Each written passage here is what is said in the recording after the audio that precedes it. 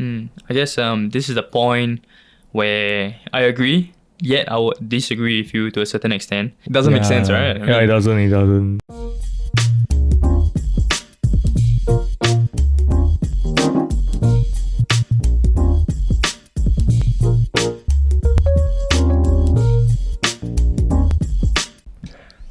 Hello everyone, welcome back to episode 2 of Time for Mental Health. Today, I'm joined by Keegan, the producer of the show, Viaano, the founder of Huddle Humans, Hey and guys. myself, Fabian, your host. Time for Mental Health podcast is a podcast where we aim to normalize the sharing of mental health experiences. From time to time, we will bring in guests, and if you want to leave your comments on which guests to invite on, do let us know. Okay, so today's episode, if you guys watched our previous episode, episode 1, today's will be a Chinese New Year episode. Of course, the release date will be past Chinese New Year. We would like to wish all of you a happy Chinese New Year to all of our audience, and even for those who do not celebrate Chinese New Year, a good few 2 days in Singapore of holiday. During Chinese New Year, besides the relatives gathering over our house, having snacks and giving like red packets, wishing each other well, we also did something, right, Viaano? Yeah, we actually went out to film videos for Huddle Humans. That's right. Not only for Huddle Humans, but also for Huddle Humans Japan. So we actually have a Japan team, and we're actually coming up with mental health content, as well as spreading awareness about the mental health situation in Japan, which is very bleak. They view mental health as a weakness over there, so it's not talked much about. I mean, similar to that of Singapore, but might be even worse. But yeah, that's what we've been doing on Chinese New Year. Very unorthodox. Yes, right, that's right. And for you, Keegan? How was your Chinese New Year? I mean, it's the same every year for me. Just visiting relatives and maybe going to a friend's house to celebrate, and yeah. So what do you think do you think that your own, like, how you celebrated this year's Chinese New Year is like the normal for everyone, or? I think it's quite a norm. My experience is almost identical to, let's say, to most of the Chinese people in Singapore. I don't think I did anything special or what. But who knows? Every family has their own tradition or way of celebrating the Chinese New Year. So maybe what I think is normal is actually unique to my family and relatives. Right. Today, our main focus for this podcast and this episode will be about the mental experiences that some of us may face whilst we are growing up as a child, as a teenager, all the way to maybe young adults. For us, we are all young adults. So what we face and what people might face as well. Let's talk about experiences maybe as a child, like what we actually face during Chinese New Year. I think Chinese New Year, for me as a child, was very sort of an uncomfortable position in times where my parents would actually take me to relatives that I have no idea who they are. Yeah. I've never seen them before. As a child, maybe like 5 to 6 years old, and we go there, it's very uncomfortable, and the whole mood is like always them chatting with you, and I mean, I can't really remember much, but what do you think? Like, Okay. I think for me as a child in that age group, visiting people, like you mentioned, different people that I've never met before. But yeah, actually some of the things that I can remember that is obvious, that comes to mind, is the red packets. I mean, as a kid, we are always looking forward to collecting red packets, checking what's inside, and then you get disappointed when you see a chocolate coin. But nowadays, everyone is doing this, what you call it, those online red packets. It's amazing, right? Yeah. And yeah, I think it's about visiting relatives, chatting. For me as a child was visiting friends, all kinds of friends, from school. Yeah, and meeting new people at these gatherings, and it was very exciting then. I think for me, I had a very pleasant experience with Chinese New Year as a child growing up. Yeah. Actually, what Fabian said is very similar to what I experienced as a child as well. Parents would, because pre-COVID, right, Chinese New Year, we would go to like multiple relative house in a single day, you know. But things change, yeah, of course. So back then when I was a kid, right, we would go to like easily 10 different houses, not in one day lah, but in a span of like 3 to 4 days. And then like Fabian said, I don't know anyone that is there. Every time I see an uncle or auntie, right, I don't know from which side of the family he came from.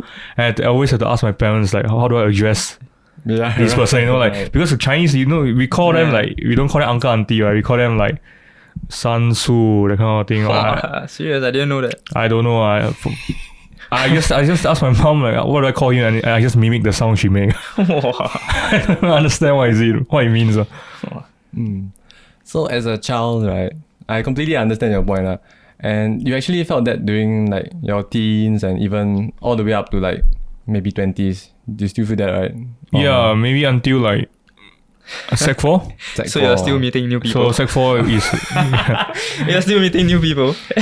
New relatives. Actually, no.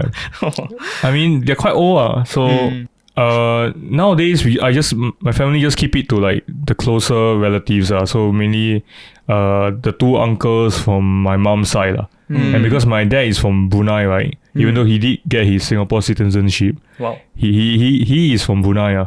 So how did I not know that? What do you mean? Yeah, I don't know that too. Maybe I've heard that before. Yeah, maybe I didn't say that okay. I don't really say that often. I mean, there's no reason to say that as well. So yeah, Brunei. Yeah, so like all my dad relatives are all in Brunei. So last time they will come over, but COVID. Have you been? Yeah, I've been to Brunei once. They celebrate Chinese New Year? I mean, I think they do, but the Chinese people are the minority in Brunei. Okay. Yeah, so it's mainly like Muslims. So I don't think much celebration happens during Chinese New Year. It's more during Hari Raya. Okay. Yeah, but there isn't much to do there. It's a very quiet kind of place. Despite all the fun stuff, there were also like kind of unfortunate things. I think it's all part of this growing experience, you know. Exactly. So as a child, we usually visit many relatives, right? There are times where we hang around with other kids, right? So I hang around with some of my cousins, and you know, sometimes you play a little bit too rough, and we haven't really mixed or interacted that many times between Chinese New Year, so we don't really have a rough idea of how we actually have fun. When things get a little bit too rough, you know, we start to fight. Yeah, but it's all part of the experience. And for me, during teen, there was one very obvious change when it came to Chinese New Year. It was during this transition where my relatives started to ask me, hey, do you have a girlfriend? Or if not, you never bring a girlfriend home. When you gonna start work? You know, what are you studying now? Yeah, it starts to get more stressful when conversations. More intrusive questions. Yes. Yeah. And I mean, just to carry on from Fabian, I think some of these questions can be pretty, you know, triggering, can be, you know, it can get into your space. And I mean, Fabian's not the only one that's facing this. I mean, everyone will face this kind of situations. I mean, relatives, you know, that you have not met, you know, for the longest time, or even you have frequently met them, you know, all gathering at one place and then using that opportunity that, you know, on their preface of Chinese New Year to ask every single question. You know, some of them, they might not be thinking too much about it. Some of them, they might, and it's different for everyone. But yes, it's normal to feel a bit uncomfortable at times like this. I mean, people asking you, when are you going to get married? You know, what are you working as? What course you're taking up at uni? What do you want to study? What is your subject combination in secondary school? I mean, all these questions can be really intrusive. And I totally agree how it can be very uncomfortable, especially when you're moving it from that child to that teenager stage, that adolescent stage. It can be stressful. Yes, exactly. Have you had similar experience so far, Keegan? I mean, the red packet keeps changing. the red packet keeps getting smaller, maybe. Oh, really? Oh man, something is going on. Inflation. Inflation. Yeah. So what have you faced during your teen years? I mean, surprisingly, right, I didn't really get that many questions about, oh, do you have a girlfriend already, that kind of thing, or what. I don't know, maybe they don't have faith in me. Don't look down on yourself. No, I mean, yeah, that's it lah. So it's like, I didn't really experience it much. I do get the, every now and then I do get the, oh, how are you doing? How are your grades, kind of thing. And yeah, it does feel a bit like what Viaano said, intrusive, because I don't know who you are. Why are you asking me all of this? Like, I'm not close to you. I'm only here because apparently you're my uncle or something. That you just found out. I just found out. I didn't even know you exist. But I mean, continuing from that point, let's look at it from a different perspective. Right. Your uncles, your aunties are meeting you maybe for the first time, for the first few times. What are they going to ask about? And they want to know more about you as well. They're going to ask questions that are going to be tend to lean against the intrusive, because I mean, I'm putting myself in their shoes. What are they going to ask about? I mean, why did you pick out that color shirt today? Why are you wearing those Crocs? I mean, sometimes I think there's two sides to a story. Then again, it is normal to feel, what are you feeling? I mean, everyone is different. Some people can understand. Some people have empathy. Some people don't. It's different for everyone. But I just want you guys to feel assured that it is normal to feel what you're feeling. If you're feeling you don't feel good answering those questions, you can just put it out there and say, look, I'm not comfortable talking about this at this point of time. Maybe later on I'll share. And that's it. You don't have to feel obligated to answer any of those questions that make you feel uncomfortable. I think that is the most important point. You shouldn't feel forced or indebted to a person or obligated to explain something. You get what I mean? Yes. Yeah. And I completely agree with that. The point of us sharing all these experiences is so that when we look back at our past selves, if we had something to tell them, is not obliged to say anything. Yeah. If you don't want to say. Yeah. Growing up towards the young adult phase, where I think all three of us are, personally, I feel that because of the COVID situation, there's been less visiting of households. So the most that I've really encountered is, what are you looking at? What kind of jobs are you doing now? And they always, I wouldn't say always, but topics tend to come up in terms of like, oh, you're working now, you're studying now. Why are you studying? It's always the same questions. But nowadays, I don't find it as intrusive, or I find it like, I just want to strike a conversation with my relatives now that I've grown up already. There's more topics you can draw in and talk about, right? As a young adult. And yeah, as I grow up into a young adult, I do want to like make connections with them already. Exactly. And I feel that way as well. For myself in this young adult phase, I mean, I haven't celebrated Chinese New Year for the past 3 years. As mentioned earlier, I was overseas in Australia, so I didn't really had the chance to celebrate Chinese New Year there, especially with COVID and everything that's been going on. But I guess as a young adult, I think one thing I'm really looking forward in Chinese New Year and subsequent Chinese New Years is the food. I mean, I love Asian food. I love Chinese food. So that's what I look forward to. I think that's good for your... that's good for my mental health, because trying out different culture, different food and stuff. So my mom usually cooks on New Year's Eve. Yeah. Chinese New Year day 1 and day 2. Yeah. No Solid. takeaways. Mostly noodles. I think noodles has this significant meaning behind it in Chinese New Year. Longevity, I think. What do you call it? Is it abalone or abalone? Abalone. Hey, one more thing. This is a Chinese New Year episode, right? Yes. Okay, there's this thing, growing up. The Adam say don't wear black. And I'm seeing both of you wearing black in a Chinese New Year episode. I mean, can you guys explain the significance of why we can't wear black? Or what? Have you heard of it? That you can't wear black on Chinese New Year? Why is that so? I mean, it's just a superstition from what I know, that they feel black is a inauspicious color, is it? Yeah. Inauspicious. Correct. It means like bad luck. Bad luck. Kind of, because like, how like everyone knows that red is the lucky color for like Chinese New Year or like Chinese people in general. Yeah, people usually wear red, then they go gambling during Chinese New Year. Yeah, that's why. And then like there's all kind of, like 4 is an unlucky number. Oh yeah. That kind of thing. It's all like superstition, but it's up to you whether you want to believe it or not. I guess we both don't believe in it. Oh. Yeah, I'm wearing the orange color. But I'm guessing, the kind of Chinese tradition where we visit relatives may slowly start to dissipate, and that may not be a good thing.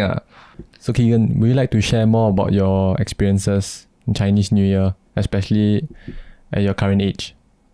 Personally, right, like I said, I just go and visit all the relatives like most people do. And I think like most people, I do go to friends' house to celebrate. But every time it comes to Chinese New Year, right, we always gamble. So like, we play all sorts of games like blackjack, poker, like the kind of thing. Mahjong. Baccarat, yeah. Baccarat. So, I mean, it's good because it's a form of activity that everyone can join in on.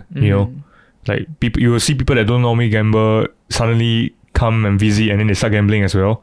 And these people like never ever gamble, but they only do it on Chinese New Year. Yeah, I see. Yeah. So there are some good things about it, right? But there are a lot of cons as well. Because you see those people that don't normally gamble, and then they try to gamble, and let's say they happen to be lucky on that day, and then they win a lot of money, like hundreds, or I mean, it's relative, like it depends on how much your place is playing, Yeah. But from my experience, right, you can win hundreds to thousands, in a single night. Oh. And so imagine someone that wins that amount of money gets hooked onto it. Yeah. And then it becomes an addiction, and that's where it's unhealthy already, Because imagine, I've seen it firsthand. People that never touch gambling, but because of Chinese New Year, they gamble and they won, and they think like, oh, this is easy money, Because some guy on some newspaper said that I have 5-star in luck this year, so this year I should gamble more. Your zodiac animal. Yeah, the zodiac animal, whatever zodiac you are. We're all ox, right? Yeah. Yeah. Some place say 5-star this year, some place say 1-star. I don't know who to trust. So do we take the average? Do we 5 plus 1 divided by 2? To me, I don't even bother. Yeah. So anyway, as I was saying, so some people get addicted, right? And then it just. The problem is, it just spiral. It's a whole spiral down because like they just can't stop. It can get really superstitious. Yeah. And the thing is, this gambling addiction, right, it can potentially lead to even more problems, because you get so hooked on gambling, and then even if you were lucky enough to keep winning, right, you can't consistently come out on top, like for every single gambling occasion. Because the banker always wins. I mean, the house always wins. The house. Yeah, but so eventually you will lose the money, right? And then it can lead to other problems. You can maybe borrow money from friends. Oh, then now you're putting your friendship at risk. You can borrow from relatives. Even worse, you can borrow from like loan sharks or like all those illegal money lenders, debt collectors. Yeah. Exactly. And then you could just get into a lot of trouble. So that's one of the risks involved. So if you do decide to gamble during this Chinese New Year period, you gamble responsibly. Know your limits. When is a consensus that okay, we're done for the day? The clock, the how do we know? I have no idea, man. When I win my money, I just leave. I mean, the way it ends is when half of the table is happy and half is unhappy. Oh. And then that's it.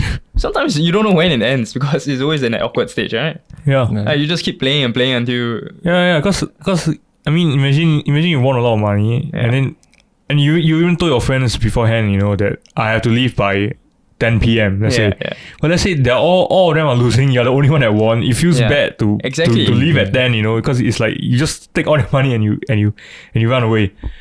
So. But then it's also unfair. It's like it's unfair. It's like you have to lose your money to feel like you can leave. It doesn't make sense, right? It doesn't. That's one problem. That's why. I mean, normally, at least in my friend group, right, whenever that happens, it's just the winners were... Because we always plan quite late, right? So we tend to order in supper. So the winners will, of course, treat the losers supper. There's a little bit of a rebate or something.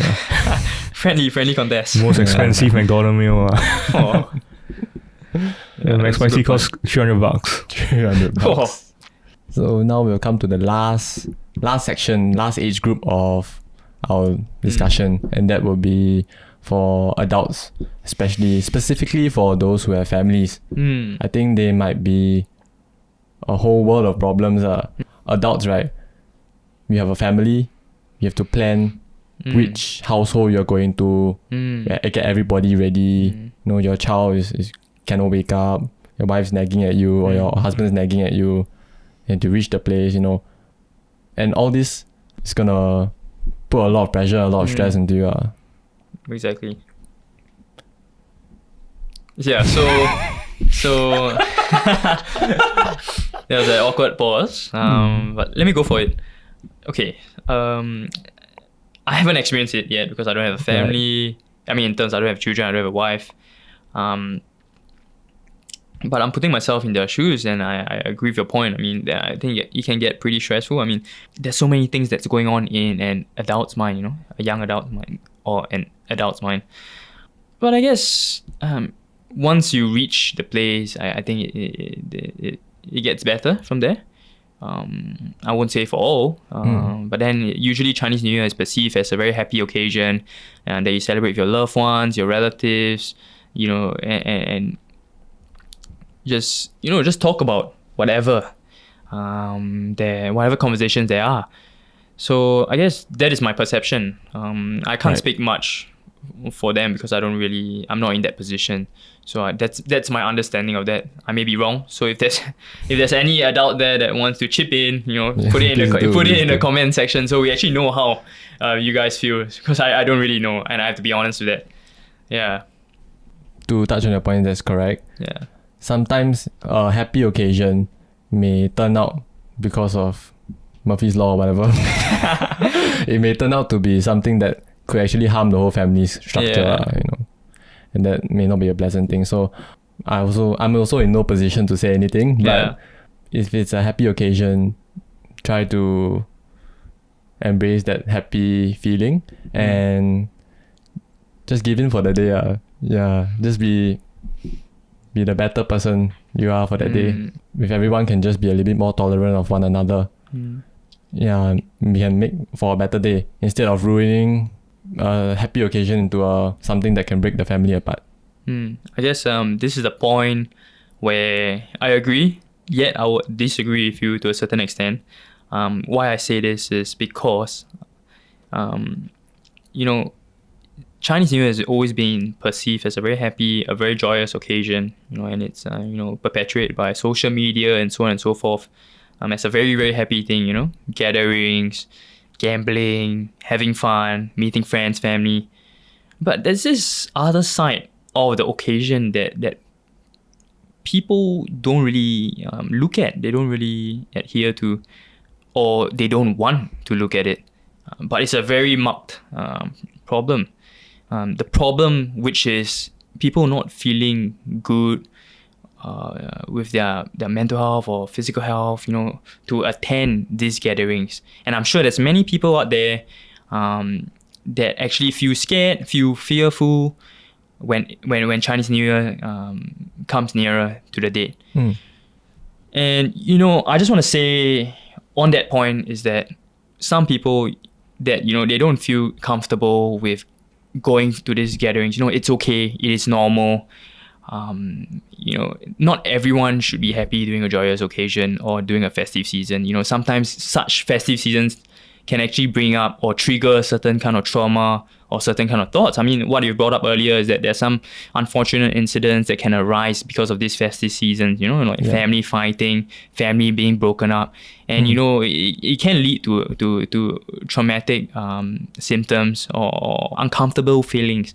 So, look, I would say that sometimes it's okay. You don't have to be tolerant. You don't have to give in. You know, you are who you are. If you feel like, look, I'm not feeling myself today to turn up to this gathering, you know, I'm just going to put a sour face the entire day, then it's perfectly fine to not turn up. Take the day, rest, give yourself that break, spare a thought for your mental health, and just, self-care. Just do what makes you happy. You don't have to go for the sake of going. I understand that there's that invisible pressure that is looming because of parents and because of friends and because of tradition, culture. But I guess now it's 2022. I mean, we should spare a lot of thought into our mental health, especially during the COVID, the pandemic. I mean, pandemic shouldn't even be a factor. Just be yourself and just be happy in what you believe that you think is right. I mean, everyone's different. Just do you. That is my point for that. Exactly. Yeah. I definitely agree with that point also. I mean, people can have different opinions about the topic, and there's always multiple perspectives to look from. Definitely. And also like to bring up, like, to add on to his point, like if you didn't turn up for multiple occasions for Chinese New Year because of your mental health, and when you choose to turn up, and when people start asking why you didn't turn up, it's also perfectly okay to tell them, say, I'm not comfortable talking about it, or let your parents know if you actually share these experiences or these problems with your parents. Maybe your parents can also back you up during the situation. For example, like, oh mom, I've been having these anxiety issues for many years and I didn't turn up for Chinese New Year. Maybe you could help me put in some words so that my relatives don't question me when I visit their house and stuff. That's a good way. There are many ways, but that is a good one. I mean, I didn't say anything because, I agree with everything you all said. I do have certain past experiences that line up with what you all said as well. Like, because my dad is very religious. He's a Buddhist, so for him Chinese New Year is very important. But I'm more of a free thinker, so I do not value Chinese New Year as much as him, and we do clash from time to time when it comes to this topic. And I mean, it doesn't feel good because like what Viaano said, or like actually more like what Fabian said, I tried to give in. I tried to just like, okay lah, these few days just let him have his way. But I think in the long run, right, that was more detrimental to me as a result. Now it's hard to say because I'm older already, and he's more willing to accept that I do not value the same things as him. But back then it was harder. Because back then it's like if I don't go along with him, then he'll get angry and stuff. The whole family will have problems, things like that.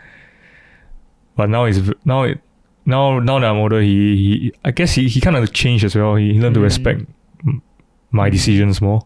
Different perspectives and different sides to the story. Always, yeah. Thanks for sharing that, Keegan. There's a very heartfelt sharing by Keegan and also from all of us on this topic of Chinese New Year. That it doesn't have to be. It's perceived as a very happy and joyous occasion, but it doesn't have to be. You don't have to force yourself to be in that happy, joyous mood if you do not feel like you want to. That's what I'm trying to. The main takeaway point, different perspectives, and never forcefully impose your worldview and impose your ideals on another person. Right. That's what we are trying to say. Yeah. And with that, we have come to the end of our episode 2. For the next episode, we'll be keeping it a secret, so do stay tuned. Yes, Mr. Shelby. Mr. Thomas Shelby. There'll be a lot of exciting information and discussions we'll be talking about in the next episode. Do remember to leave a comment, like our channel, follow us on Instagram, join our Discord chat group. Yeah, all the available platforms basically. Yeah, all the socials up everywhere. Yep. Somewhere in charge of that. Yeah, it'll be somewhere here. Hopefully. If it's not here, then it'll be here. Oh. Okay, so this is Time for Mental Health. I'm Fabian, your host. This will be the end of episode 2. See you guys. See you guys around. Bye.